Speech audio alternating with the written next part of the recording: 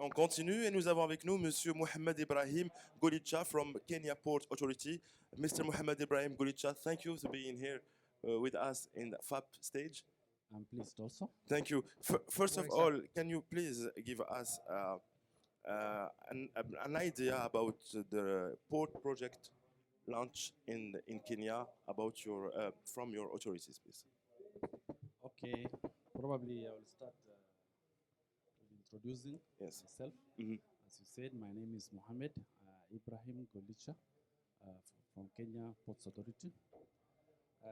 Kenya Port Authority is a state-owned parastatal established in 1978 with a mandate to operate, manage all seaports along the Kenyan coastline from Kiunga to Lamu to Malindi, Kilifi, Mombasa, and Shimoni. Currently, the mandate of Kenya Port Authority is also extended to waterways, inland waterways, and as such, we have Kisumu Port added to KPA mandate. Okay, Kenya Port Authority has a vision to become world-class ports of choice. It has recently established a master plan. I can say this is the third reviewed master plan, undertaken with the help of a consultant by the name of Royal Haskoni. It's already done. And this is a comprehensive master plan. Followed the 2004 master plan. We also reviewed in 2009 to update on the dynamic maritime changes. But the current one was developed for the Port Authority because of this added mandate. We also have the 5-year strategic plan. We had our first, not as fast as such, but we had 2013-2017 strategic plan. Currently, we are on 2018-2022 5-year master plan. In our master plan, this strategic plan, we have key objectives to establish, key strategic themes from the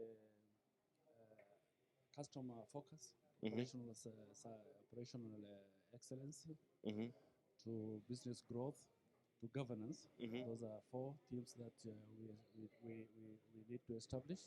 The 5 objectives, starting with the improving operational services, customer focus, business growth, managing risk and environment, and labor productivity. Can we have an idea about the global capacity of this? I'm coming to it, but I was trying to take my time to introduce the port as an icebreaker. Okay. Jan? Thank you very much, sir. Those are the projects in the port of Mombasa. But we have other projects coming up in Lamu Port. We have started constructing 3 parts done by the government of Kenya. Construction is currently going on. The first part will be ready this year. The other two will be completed hopefully next year with a key length of around 900, more than almost 1 kilometer. As you said, Mr. Golicha, KPA is a national public agency. How do you work with the private sector to cope with your vision? Who are the players who, I would say, partner with you to achieve those developments in terms of private operators, private investors? Who are they? Okay. KPA, as I said earlier, it's a state-owned startup. As I earlier said, we have established Your microphone. Yes. We have established a strategic plan, and in our strategic plan is very clear. the direction which we are supposed to take in the next 5 years. We want to develop ourselves as a landlord port. The operation of the terminal will be run privately. And to start with, we are already in the process of concessioning second container terminal. Second container terminal is by the number 20 and 21. And all probably new projects coming will be done and concessioned. Like what I've just said about Lamu Port is being concessioned also. Sorry. Negotiation is currently going on for the Lamu Port. We have other aspects internally.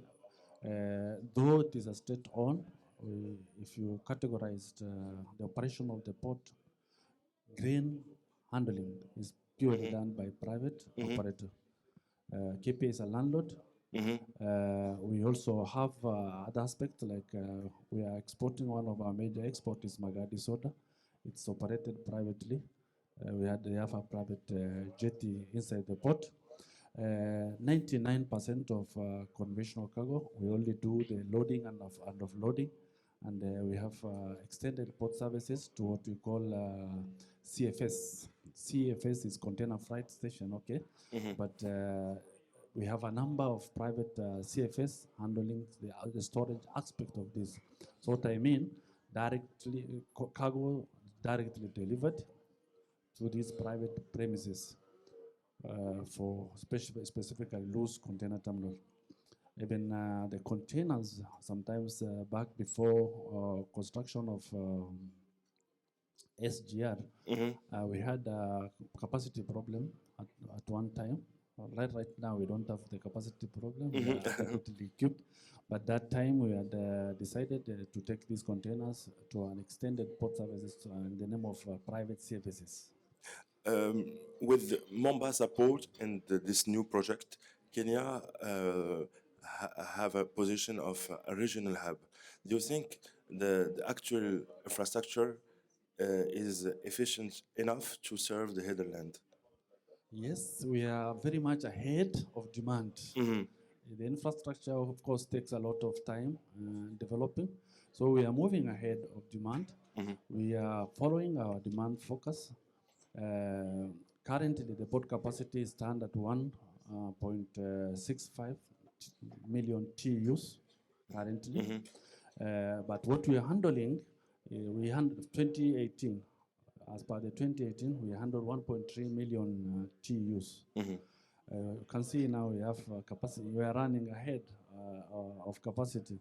With the construction of second container terminal, we hope another 450,000 TEUs will be added. So we'll be having around 2.2 million TEUs capacity. And by the end of 2022, our demand focus will we are estimating to handle 1.6 million TEUs. So in that case, we are very much prepared of the task ahead, and that's why we are able to construct in the infrastructure ahead of demand. Okay. Mr. Golicha, Lamu will be the biggest port ever projected in East Coast of Africa. We are here in Tanger. How the Tanger model, I would say, or the experience since now a couple of years, maybe almost a decade here in Tanger, might be an inspiration for Kenya to develop such infrastructure like Lamu. What do you think about it? You are here today to learn about the experience from Tanger, or to transfer a piece of the, I would say, the experience occurred here in Tanger to the next forthcoming years for Lamu? Of course, this workshop, this conference is an eye-opener. We very much thank Tanger for the invitation. I'm really looking forward to see Tanger Port. This afternoon we go to Tanger. This afternoon we are going to, and this is what I'm looking forward. Really, and Tanger is the largest, of course, in Africa. Yes. We are geographically well positioned to handle transshipments for the whole region. So as such, we also want to develop Lamu Port. strategically for transshipment, though a number of maybe geographical factors could be against us, but Lamu Port has an adequate depth of 18 meters deep, even more than that. We are constructing 400, a key length of 400, preparing for post-Panamax, more than 400 length or overall vessel able to come to compete adequately and cater for the transshipment needs along that trade routes. So there is a lot, of course, to learn from Tanger, and definitely encourage more. We will share or see how we can cooperate with Taj probably even sign a memorandum of understanding for capacity building. That's a scoop. That's a scoop. Yes. Yeah. We don't need to invent the wheel. We Okay. can learn from our brother, and this is a great opportunity for Kenya Ports Authority. And we know that, on east coast of Africa, the competition is also on the hinterland, on the inland. Yes. You have completed the Mombasa and Nairobi new railway connection. How Lamu will serve as well as a new gateway for the Kenya market, as well as the Great Lakes market, in competition with Dar es Salaam, Yes. as well as with the Mozambican ports corridors. Of course, for ports to be competitive, it has to be connected. Lamu Port lies on a LAPSET project. There's a LAPSET corridor, a completely new corridor coming up. Initially, it was meant to serve Ethiopian, South Ethiopia market and South Sudan, and also definitely some part of Kenya. There is a whole plan of linking the port through road. The road is already most part, almost 90% of the road is almost complete within Kenya. And also from the other side, they are also doing connection. Like the road from, I don't know, the geography, a great part of the road is already complete, 90% I can say. What is left is connection by SGR and standard gauge railway. That one is also considered under the LAPSET project. Of course, with this connection, Lamu Port will be able to serve adequately all the landlocked countries of South Sudan and even other parts of the region. The same, we can share the port of Lamu can share the same hinterland with the port of Mombasa.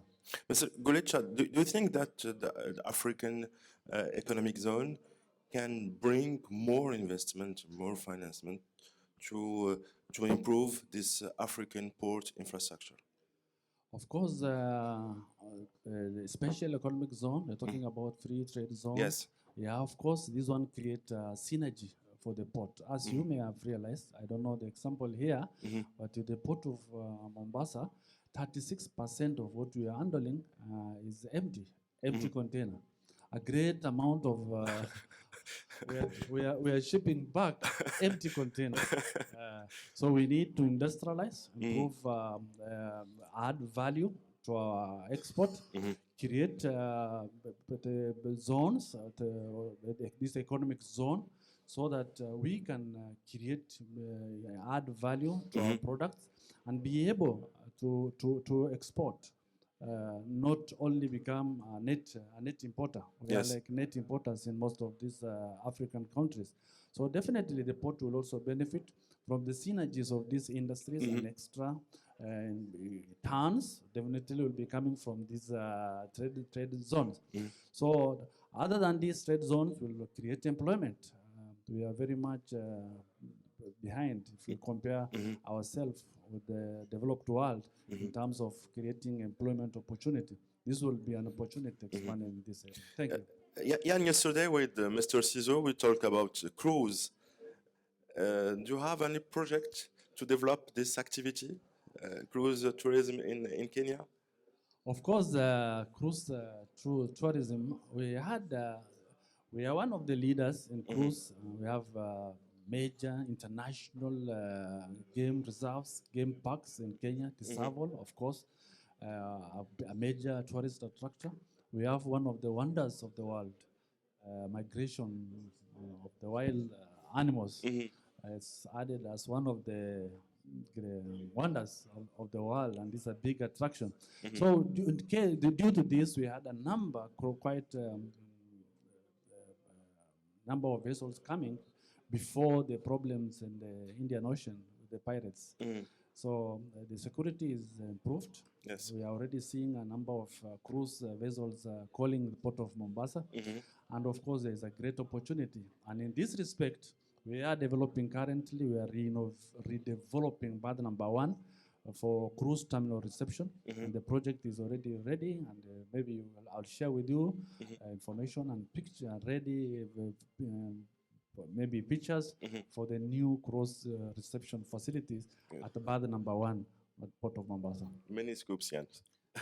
I guess I would make a suggestion, maybe, for the next edition of the African Port Forum, maybe we would go to Kenya to visit Mombasa as well as Lamu for having a clear pictures of how many projects you are developing and how it would structure and serve the African continent, I guess. Of course, Mombasa Port is a regional hub. It's serving Uganda, Rwanda, Burundi, Democratic Republic of Congo, yes. South Sudan, Ethiopia, Somalia, and even Tanzania. Like earlier, you asked me whether we are competing with Port of Dar es Salaam. We are not actually competing. We are sisters, complementing one another. We are not competing, and that's why we are in fact handling Tanzanian cargo. If you check our statistics, we are handling Tanzanian cargo. So in that case, we are actually not competing, but complementing one another. And do Tanzanian ports handling some Kenyan cargoes? No. So you are diverting a piece of cargo because you are a little bit more efficient. Not, I think proximity. Yes. Okay, proximity of northern part of Tanzania to Port of Mombasa. And the infrastructure is also well developed. The port is set with a modern facility, modern cranes, specifically on the container side. We are well equipped. If you can give me, I can give you the statistics on our equipment. And you'll see Port of Mombasa is well equipped, modernized in terms of innovation, terminal operating system, security, ISS, and everything. So the port is really coming up to become one of the leading ports in the world and become, as our vision, world-class seaport of choice. Okay. Just one word. The last one. From my perspective, Dominique Lafont yesterday at the inaugural session said that a world-class port needs to work closely with the airport to have synergy, especially when it's time to talk about cruising industry. How the Kenya Port Authority works with the airport sector? Do you have some close relationships? Is the airport running by a national agency like the ports? The port is also run by currently this government, parastatal, run by Kenya Airport Authority. And of course, we market the port of Mombasa. It's less than 2 kilometers away from the national Moi International Airport. And for this logistic purpose, the port, the near the airport to the port, the better for actually the logistic, in that logistic context. So I can say, for that case, the port of Mombasa is properly in good. It's not far from the airport, 2 kilometers. Okay. And the road is also direct connection from the port to the airport. Mr. Mohamed Ibrahim Golicha from Kenya Ports Authority, thank you to being here with us this morning. I'm also very much grateful, and I would like to extend this opportunity also to thank Taj Ahmed for inviting Kenya Ports Authority to this wonderful forum. Thank you very much. God bless you. Thank you very much. Thank you, sir. Yann, merci beaucoup. Merci beaucoup.